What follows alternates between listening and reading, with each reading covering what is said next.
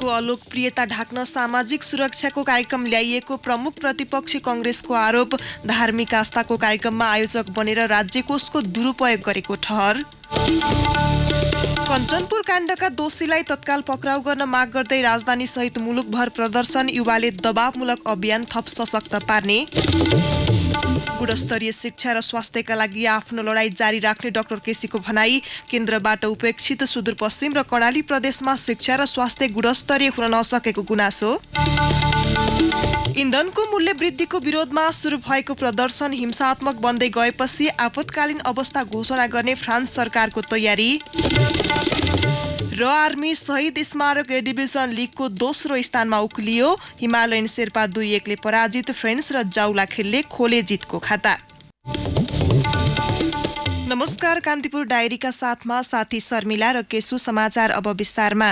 सरकारले ल्याएको सामाजिक सुरक्षाको कार्यक्रम सकारात्मक भए पनि अनावश्यक प्रचारमुखी र भड्किलो भएको प्रमुख प्रतिपक्षी कांग्रेसले आरोप लगाएको छ।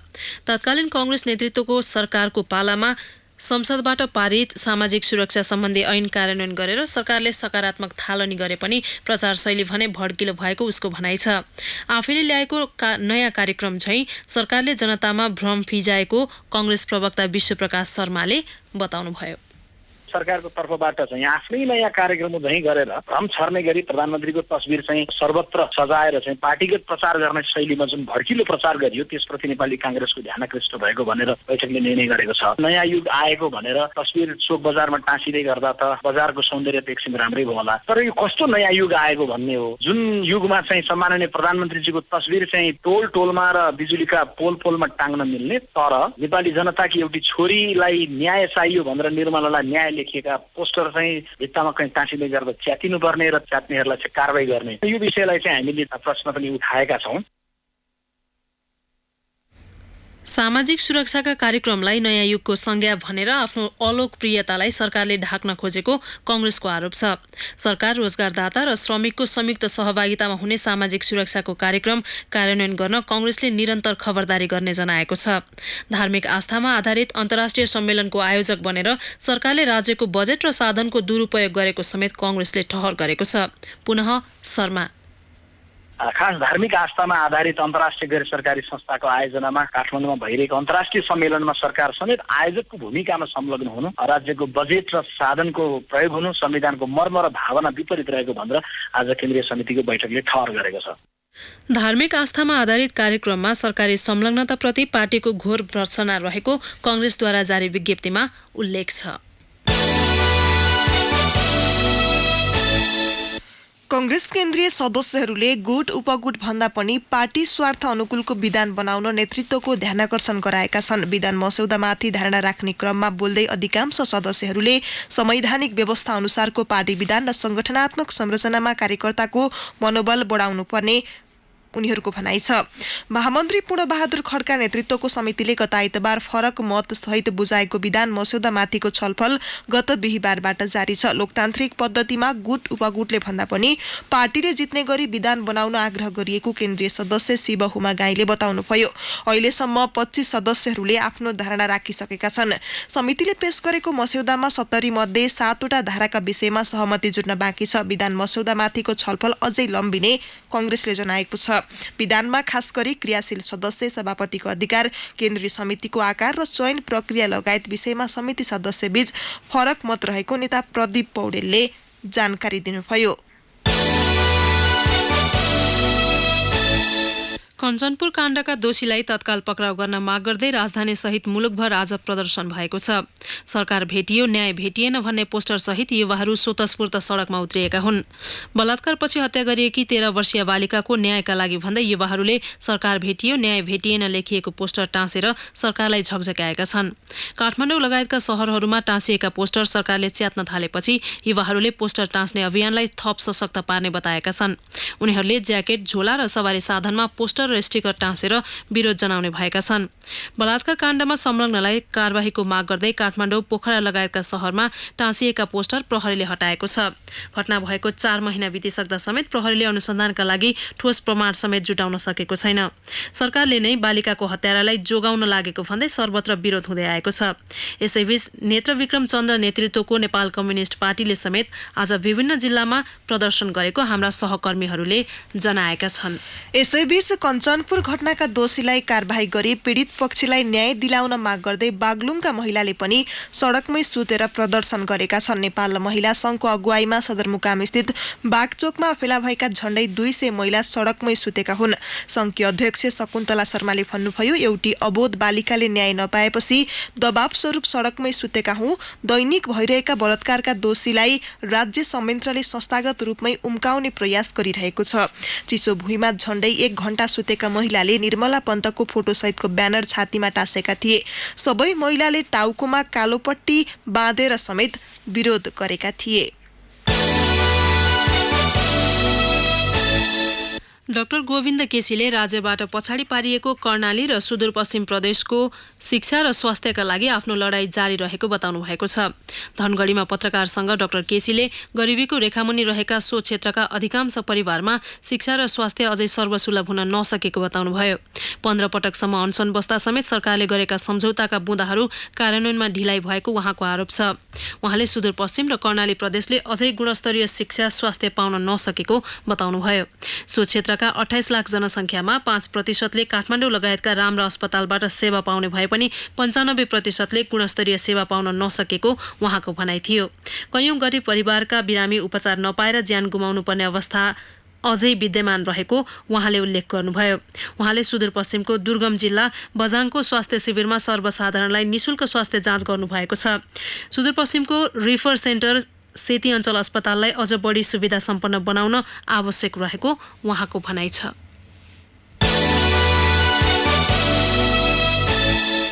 प्रतिनिधि सभाको विकास तथा प्रविधि समितिले राष्ट्रिय गौरवको बहुप्रतीक्षित मेलम्ची खानेपानी आयोजनाको स्थलगत अध्ययन गर्ने भएको छ। सिंहदरबारमा आज बसेको समितिको बैठकले आयोजनाको विद्यमान अवस्थाबारे बुझ्न स्थलगत अध्ययन र अवलोकनको निर्णय गरेको हो। निर्धारित समयभित्रै आयोजनाको काम पूरा नभएको तथा पानी वितरणमा ढिलाइ भइरहेको भन्दै स्थलगत अध्ययन गर्ने निर्णय भएको समिति सभापति कल्याणी कुमारी खड्काले बताउनुभयो। बैठकले राष्ट्रिय गौरवको बहुप्रतीक्षित मेलम्ची खानेपानी आयोजनाको बाँकी काम समयमै सक्न खानेपानी मन्त्रालयलाई निर्देशन पनि दिएको छ। आयोजनाको काममा ढिलाइ हुँदा जनतामा विभिन्न आशंका उत्पन्न भएकाले शीघ्र निर्माण कार्य सम्पन्न गरी उपत्यकावासीलाई खानेपानी उपलब्ध गराउन मन्त्रालयलाई निर्देशन दिएको समिति सभापति खड्काले बताउनुभयो। नेपालगञ्ज र बुटोलमा रहेका विभिन्न खानेपानी आयोजना कार्यक्रममा देखिएका अनियमितताको सम्बन्धमा मन्त्रालयले गठन गरेको छानबिन समितिले प्रतिवेदन यथाशीघ्र समितिलाई उपलब्ध गराउन समितिले मन्त्रालयलाई भनेको छ। साथै ग्रामीण खानेपानी तथा सरसफाई कोष विकास समिति मार्फत सञ्चालित खानेपानी तथा सरसफाई आयोजना फण्ड बोर्ड हाल अल्पत्र अवस्थामा रहेको भन्दै सो सम्बन्धमा तत्काल आवश्यक निर्णय गर्न समेत समितिले खानेपानी मन्त्रालयलाई निर्देशन दिएको छ। कान्तिपुर डायरीमा अब ब्रेकको पालो। अब बाँकी प्रसङ्ग। घुस लिएको आरोपमा अख्तियार दुरुपयोग अनुसन्धान आयोगको टोलीले पोखराबाट एकजना सहसचिवलाई नियन्त्रणमा लिएको छ। सहसचिव डाक्टर तारानाथ पौडेललाई सेवाग्राहीसँग 1 लाख रुपियाँ घुस लिँदै गरेको अवस्थामा पक्राउ गरिएको आयोगका प्रवक्ता रामेश्वर दङ्गालले बताउनुभयो। स्वास्थ्य सेवा निर्देशनालय अन्तर्गत क्षेत्रीय कार्यालय पोखरामा कार्यरत पौडेललाई हिरासतमा लिएर थप अनुसन्धान भइरहेको दङ्गालले बताउनुभयो। एक युवकलाई लोकसेवा आयोगमा जागिर लगाइदिने भन्दै आश्वासन देखाएर उनले घुस लिएको अख्तियारको दाबी छ। सिराहामा एकै व्यक्तिको फरक मितिमा मृत्यु भएको उल्लेख गरी 3वटासम्म मृत्यु दर्ताको प्रमाणपत्र बनाएको रहस्य खुलेको छ। लहान नगरपालिका 12 का 5 भैन थारूको नाममा विभिन्न मिति उल्लेख गरी मृत्यु दर्ता प्रमाणपत्र जारी भएको रहस्य खुलेको हो।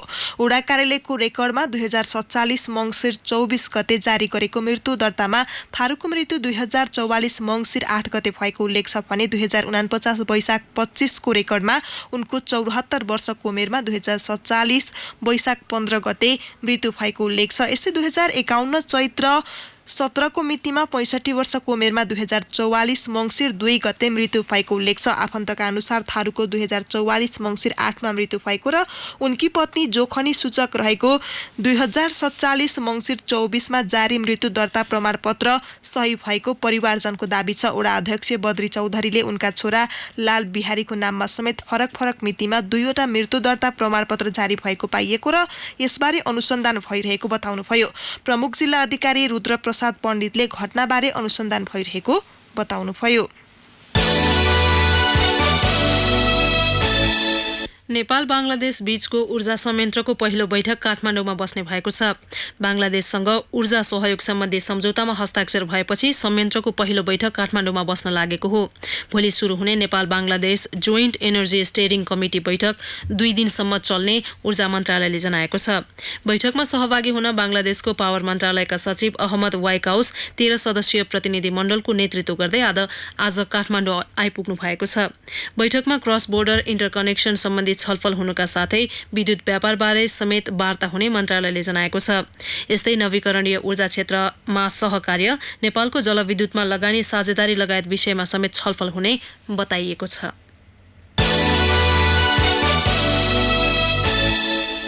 युनिभर्सल पीस फेडरेसनले प्रधानमन्त्री केपी शर्मा ओलीलाई $1 लाख सहित leadership and good governance award प्रदान गरेको छ। एसिया पेसिफिक सम्मेलनको अन्तिम दिन आज आयोजकले मातृ संगठन युनिफिकेसन चर्चकी संस्थापक डाक्टर हक जाहानले सो अवार्ड प्रदान गर्नुभएको हो। प्रधानमन्त्री ओलीले राम्रो नेतृत्व गरेको र सुशासन कायम राख्नका लागि सो अवार्ड प्रदान गरिएको आयोजकले जनाएको छ। अवार्ड ग्रहण गर्दै प्रधानमन्त्री ओलीले सो रकम बालबालिका र युवाहरूको क्षमता विकासका लागि सदुपयोग गर्ने बताउनुभयो। सम्मेलनले आज जलवायु परिवर्तन, सञ्चार माध्यम र पारिवारिक सुदृढीकरण सम्बन्धी विभिन्न चरणका कार्यक्रम गरेको थियो।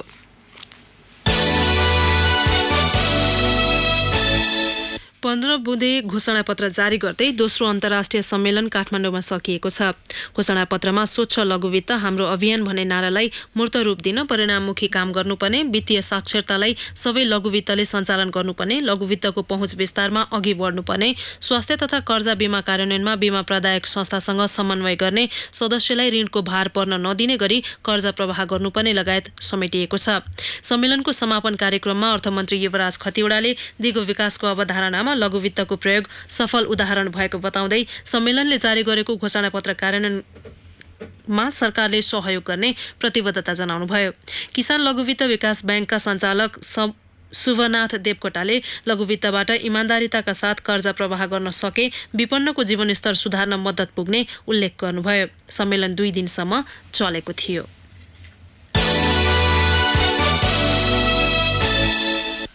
रूपन्देही प्रहरीले 25 किलो लागौसत चरेसहित 4 जनालाई पक्राउ गरेको छ। इलाका प्रहरी कार्यालय बुटोलबाट खटिएको टोलीले बुटोल उपमहानगरपालिका 9 स्थित इट्टाभट्टाबाट जाजरकोटका तिलक पुन, टोपेन्द्र बोहरा र प्रेम बिख तथा बुटोलका दिपेन्द्र घरतीलाई पक्राउ गरेको हो। तिलक, दिपेन्द्र र प्रेमको साथबाट 6 तथा टोपेन्द्रको साथबाट 7 किलो चरेस बरामद भएको प्रहरीले जनाएको छ। कान्तिपुर डायरीमा अब पाल्पा डायरीको पालो। पाल्पा डायरीबाट माधव बर्यालको नमस्कार। सडकको सहज पहुँचसँगै पाल्पाको रानीमहल जाने आन्तरिक पर्यटकको संख्या बढेको छ। केही महिना यता यहाँ ठूलो संख्यामा पर्यटक आइरहेका छन्। तानसेन रानीमहल सडक स्तरोन्नतिसँगै रानीमहल आउने पर्यटकको संख्या बढेको हो। तानसेनबाट 13 किलोमिटर उत्तर कालीगण्डकी नदी किनारमा रहेको रानीमहलसम्म पुग्ने सडक कालोपत्रे तथा ग्राभेलको काम भइरहेकाले ताना सवारी साधन रानीमहलसम्म सजिलै आइपुग्छन्। यसअघि भने सडककै कारण रानीमहल घुम्न आउने पर्यटक सदरमुकाम तानसेनबाटै फर्कन बाध्य भएको तानसेन नगरपालिका वडा नम्बर 13 का वडाध्यक्ष टुक प्रसाद भट्टराईले बताउनुभयो। पाल्पा, गुल्मी, स्याङ्जा जिल्लालाई जोड्ने कालीगण्डकीको ऋणीमा ऋणबाड हुन लागेको 3 मुखे पुल लामो समयदेखि अल्पत्र अवस्थामा रहेको छ। नेपालको धार्मिक पर्यटकीय क्षेत्र रहेको पाल्पाको रुरुधाम, स्याङ्जाको कारीकोट र गुल्मी जिल्लाको रुरु गाउँपालिका जोड्ने नेपालकै नमुना झलुङ्गे पुल निर्माण कम्पनीको लापरवाही र विभिन्न वाहनाका कारणले निर्माण कार्य अन्तिम चरणमा पुग्ने समयमा अल्पत्र अवस्थामा पुगेको स्थानीय कमल राणाले बताउनुभयो। विद्यालयमा बालबालिका नियमित नभएपछि रिप्तीकोट गाउँपालिका पाल्पाले विद्यालयमा दिवा खाजाको व्यवस्था गरेको छ। गाउँपालिकाको ख्या जोगीथुममा रहेको कालिका आधारभूत विद्यालयमा दिवा खाजाको व्यवस्था गरिएको हो। उक्त विद्यालय कुमाल बस्तीमा रहेको छ। विद्यार्थीको उपस्थिति न्यून र नियमित उपस्थिति नदेखिएपछि दिवा खाजा कार्यक्रम लागू गरिएको गाउँपालिकाका शिक्षा शाखा प्रमुख विष्णुप्रसाद बेलवासेले बताउनुभयो। खाजा पकाउने भाँडा, खाने प्लेट, ग्यासको व्यवस्था गरिएको छ। बालबालिका विद्यालयमा आएको हाजिरी अनुसार निकासा दिइएको र विद्यालयले 12 अनुसार रुटिन बनाएर खाजा खुवाइरहेको बेलवासेको भनाइ छ। बाबुआमाको मृत्युपछि बेसहारा बनेका 3 बालकलाई पाल्पाको रैनादेवी छहरा गाउँपालिकाले विद्यालय जाने वातावरण बनाएको छ। गाउँपालिकाले घाँसपासको व्यवस्था गरेपछि 3 बालकहरू दैनिक विद्यालय गइरहेको रैनादेवी छहराका प्रमुख रामबहादुर कार्कीले बताउनुभयो। रैनादेवी छहरा गाउँपालिका वडा नम्बर 4 बिसाउने गाउँका खिमबहादुर बिटालु र आमा टेककुमारी बिटालुका 3 छोराहरूलाई गाउँपालिकाले विद्यालयमा अध्ययन गर्ने वातावरण बनाएको हो। बाबुआमाको मृत्युपछि 8 वर्षका विशाल बिटालु, 9 वर्षका सुसन बिटालु र 10 वर्षका सुशील बिटालु सडक बालबालिकाको अवस्थामा पुगेकालाई ल्याएर पढाएको रैनादेवी छहरा गाउँपालिकाका प्रवक्ता विष्णुप्रसाद पोखरेलले बताउनुभयो। हवस् त पाल्पा डायरी आजलाई यति नै। माधव बर्याललाई बिदा दिनुहोस्। नमस्कार। पाल्पा डायरीपछि कान्तिपुर डायरीमा पुनः ब्रेकको पालो। कान्तिपुर डायरीमा अब आर्थिक प्रसङ्ग उच्च आयातसँगै व्यापार घाटा तीव्र रूपले बढिरहँदा 28 देशसँग भने नेपालको व्यापार नाफामा देखिएको छ। नेपालले 138 देशसँग वैदेशिक व्यापार गर्दै आएकोमा 28 वटासँग मात्र नाफामा देखिएको हो। चालु आर्थिक वर्षको पहिलो चौमासिकमा America, Austria, Finland, Lebanon, Slovenia, Iceland, Afghanistan, Luxembourg, Maldives, Sudan, Colombia, Uruguay, Kazakhstan, Panama लगायतका 28 देशसँगको व्यापार नाफामा रहेको भन्सार विभागले जनाएको छ। भन्सार विभागका अनुसार सबैभन्दा धेरै अमेरिकासँग नेपालको व्यापार 47 करोड 10 लाख रुपियाँले नाफामा रहेको छ। 4 महिनामा अमेरिकाबाट 3 अर्ब 33 करोड 62 लाख रुपियाँ बराबरको वस्तु आयात हुँदा नेपालबाट 3 अर्ब 80 करोड 72 लाख रुपियाँ बराबरको निर्यात भएको छ। यस्तै फिनल्यान्डसँग 20 करोड, अस्ट्रियासँग 18 करोड, अफगानिस्तानसँग 1 करोड 97 लाख र मालदिवसँग 54 लाख रुपियाँले नाफामा रहेको भन्सारको तथ्याङ्क छ। नेपालबाट गलैँचा, कफी, वनस्पति घिउ, धागो लगायतका सामग्री तेस्रो मुलुकमा निर्यात हुँदै आएको छ। चालु आर्थिक वर्षको 4 महिनामा मुलुकबाट 29 अर्ब 28 करोड रुपियाँको निर्यात हुँदा भारत लगायतका तेस्रो मुलुकबाट 4 खर्ब 83 अर्ब 75 करोड रुपियाँको सामग्री मुलुक भित्रिएको छ। पछिल्लो 4 महिनामा मात्रै मुलुकको व्यापार घाटा 4 खर्ब 54 अर्ब रुपियाँ पुगेको भन्सार विभागको तथ्याङ्क छ। नेपाल स्टक एक्सचेन्जमा आबद्ध कम्पनीहरूको शेयर कारोबार मापक नेप्से परिसूचकमा आज भारी अङ्कले गिरावट आएको छ। नेप्से परिसूचक 17.47 अङ्कले घटेर 1130.89 अङ्कमा पुगेको हो। कारोबार भएका व्यापार बाहेक बाँकी 10 वटा समूहको उपसूचकमा गिरावट आउँदा धितोपत्र बजार प्रभावित भयो।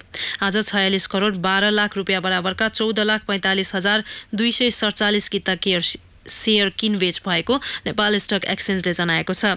सबैभन्दा धेरै नेपाल बैंक लिमिटेडले 7 करोड 19 लाख रुपियाँ बराबरको शेयर कारोबार गर्यो।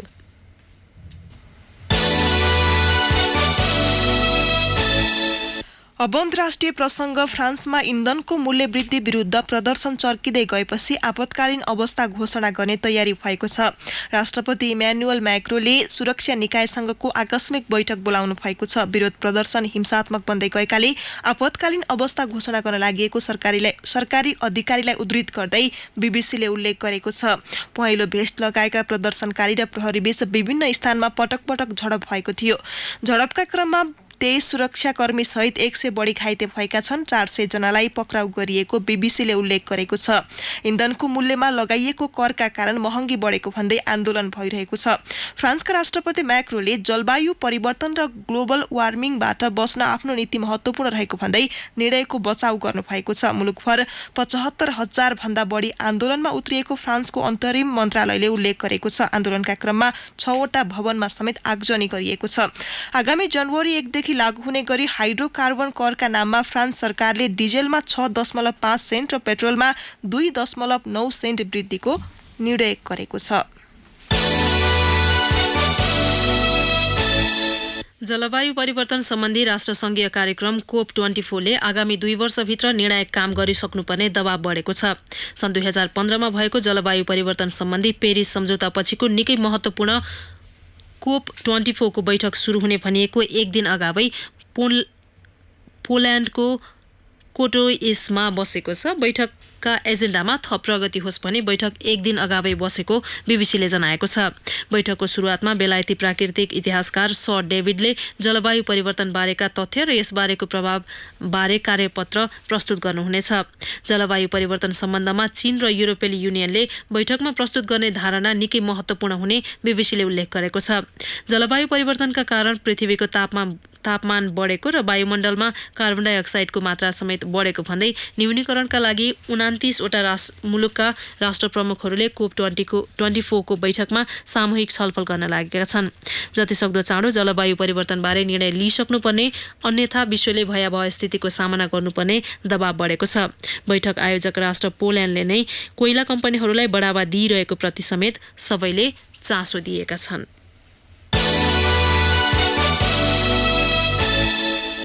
अब खेल प्रसङ्ग। पल्सर शहीद स्मारक ए डिभिजन लिगमा आर्मीले अपराजित यात्रा कायम राख्दै तालिकामा दोस्रो स्थानमा उक्लिएको दिन आज NIBL फ्रेन्ड्स र जाउलाखेल युथ क्लबले जितको खाता खोलेका छन्। ललितपुरको 7 बाटो स्थित एन्फा कम्प्लेक्समा हिमालयन शेर्पालाई 2-1 ले हराउँदै आर्मीले तालिकामा 13 अङ्क पुर्याएको छ। शीर्ष स्थानको सिग्नेचर मनाङ मर्स्याङदीको 15 अङ्क छ। आर्मीको जितमा क्याप्टेन भरत खवासले दुवै हाफमा 1-1 गोल गरे। हिमालयनका विदेशी खेलाडी उलरिज शिविले 86औं मिनेटमा टिमका लागि सान्त्वना गोल फर्काए। हारपछि 10 अङ्कमै खुम्सिएको हिमालयन तालिकाको 6औं स्थानमा यथावत छ। आजै भएको पहिलो खेलमा मचिन्द्र क्लबलाई 3-0 ले पराजित गर्दै फ्रेन्ड्सले जितको खाता खोलेको छ। एन्फा कम्प्लेक्समा खेलको पहिलो हाफ गोल रहित बराबरीमा सकिए पनि फ्रेन्ड्सले दोस्रो हाफमा उत्कृष्ट प्रदर्शन गरेको थियो। खेलको 65औं मिनेटमा फोफना ब्राहिमनले फ्री किक मार्फत फ्रेन्ड्सलाई अग्रता दिलाए। सञ्जोग महर्जनले लङ रेन्जबाट प्रहार गरेको शट 84औं मिनेटमा गोलमा परिणत भएपछि कुपन्डोलले क्लब फ्रेन्ड्सले अग्रता दोब्बर पार्यो। दोस्रो हाफको इन्जुरी टाइममा अनिल महर्जनले गोल थपेपछि फ्रेन्ड्सले 3-0 को सहज जित दर्ता गर्यो। जितपछि तालिकामा 4 अङ्क पुर्याएको फ्रेन्ड्स 9औं स्थानमा उक्लिएको छ। यस्तै सशस्त्र प्रहरीको हलचोक मैदानमा जाउलाखेलले ब्रिगेड बोइजलाई 1-0 ले हरायो। 5औं चरणको खेलपछि 3 अङ्क जोडेको जाउलाखेल 4 अङ्कमा तालिकाको 10औं स्थानमा छ। पहिलो हाफ गोल रहित बराबरीमा सकिएको खेलमा जाउलाखेलले दोस्रो हाफमा पाएको पेनाल्टी सदुपयोग गर्दै जितको खाता खोलेको थियो। मनोज राईले पेनाल्टी एरियामा निरबहादुर आलेलाई लडाएपछि पाएको अवसरलाई अरुज सिंहले 88औं मिनेटमा गोलमा परिणत गरेका थिए। लिगमा 5औं चरणको खेल सकिँदा मछिन्द्र र न्युरो टिम NRTले अझै जितको खाता खोलेका छैनन्। 6औं चरणका खेल पर्सीबाट सुरु हुनेछ। युरोकप 2020 को छनौटको समूह चरणमा जर्मनी र नेदरल्यान्ड्स भिड्ने भएका छन्। आयरल्यान्डको डब्लिनमा आज सार्वजनिक ड्र अनुसार समूह सीमा नेदरल्यान्ड्सले जर्मनी प्रतिद्वन्द्वीको रूपमा पाएको हो। सो समूहमा नर्दर्न आयरल्यान्ड, इस्टोनिया र बेलारुस छन्। समूह एमा इङ्ल्यान्ड, चेक रिपब्लिक, मोन्टेनेग्रो, कोसोभो र बुल्गेरिया छन्। समूह बीमा पोर्चुगल, युक्रेन, सर्बिया, लिथुवानिया र लक्जमबर्ग रहेका छन्। समूह डीमा स्विजरल्यान्ड, डेनमार्क र रिपब्लिक अफ आयरल्यान्ड, जर्जिया र जेब्राल्टर समावेश छन्। सन् 2020 मा युरोपका 12 देशका विभिन्न 12 शहरमा हुने प्रतियोगिताको समूह ईमा क्रोएसिया, वेल्स, स्लोभाकिया, हंगेरी र अजरबैजान छन्। Spain, Sweden, Norway, Romania, Faroe Island र माल्टा समूह एफमा पर्दा Poland, Austria, Israel, Slovenia, Macedonia र लातविया समूह जीमा छन्। विश्वकप विजेता फ्रान्ससँगै आइसल्यान्ड, टर्की, अल्बानिया, माल्दोभा र एन्डोरा समूह एचमा अटाएका छन्। यस्तै बेल्जियम, रुस, स्कटल्यान्ड, साइप्रस, कजाकस्तान र सान मारियो समूह आई र Italy, Bosnia, Herzegovina, Finland, Greece, Armenia र लिक्सटेनस्टाइन समूह जेमा परेका छन्। सबै 10 समूहको शीर्ष 2 स्थानमा अटाउने टोलीले युरोकप 2020 का लागि छनौट हुनेछन्। बाँकी 4 टोलीको छिनोफानो भने प्लेअफबाट हुनेछ। हवस् त यिनै प्रसङ्ग सहित आजका सम्पूर्ण बुलेटिन यही समाप्त हुन्छ। भोलि बिहान 6:30 बजे नियमित बुलेटिनका साथ उपस्थित हुने नै छौँ। अहिलेलाई साथी शर्मिला र के सुविधा हुन्छौँ। नमस्कार, शुभरात्रि।